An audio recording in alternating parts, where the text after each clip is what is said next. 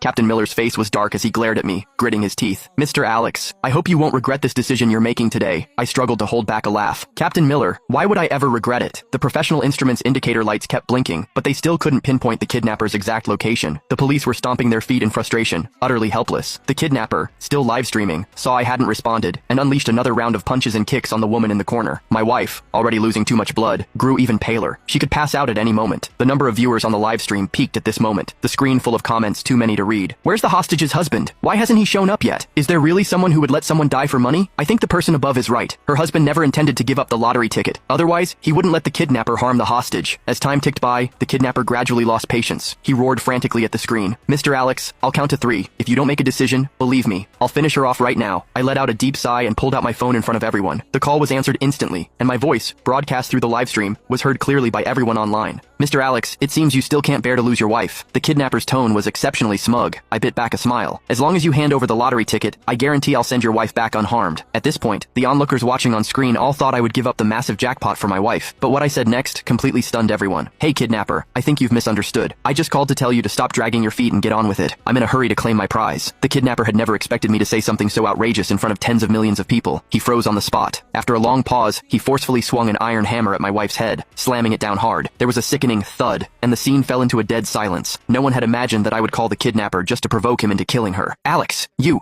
animal, you killed my daughter. I'll make you pay. Robert grabbed a fruit knife from the coffee table and lunged at me. The scene instantly descended into chaos, and I, the orchestrator of it all, remained perfectly composed, sitting on the sofa. Mr. Robert, I advise you to calm down. The police are all watching. The first to react was Captain Miller. He quickly blocked me, grappling with Robert, who was holding the knife. Seeing this scene unfold, I couldn't help but chuckle. Mr. Robert, the dead cannot be brought back to life. My condolences. Robert was pinned to the ground by the police, his eyes bloodshot as he roared at me. Alex, not only did you refuse to save her, but why did you deliberately provoke the kidnapper and cause my daughter's death? You owe me an explanation today. I crossed my legs, looking down at him with a smirk. An explanation? There's nothing to explain. I stand by what I said. You can only blame your daughter for her bad luck. Perhaps my disregard for life had finally incensed everyone. The younger police officers around me rushed forward from all directions, looking as if they wanted to skin me alive. I've never seen such a cold-blooded and heartless person in my life. You're 10, even 100 times worse than a murderer. Alex, you disregard life. You disregard the law. Today, even if it costs me my badge, I will bring you to justice. In an instant, everyone was enraged. Even Captain Miller, who was closest to me, now looked at me with a furious expression. I glanced at the number of live stream viewers, a subtle smile playing on my lips. Just as the handcuffs were about to click around my wrists, I suddenly shouted at the crowd of police officers. Wait, I need to talk to your captain. Captain Miller slowly walked up to me, looking confused. Go on, what else do you have to say to defend yourself? I sighed softly, my tone calm and even. Captain Miller, it's been a while, hasn't it? The next second, the seasoned officer's eyes widened, staring at me in disbelief.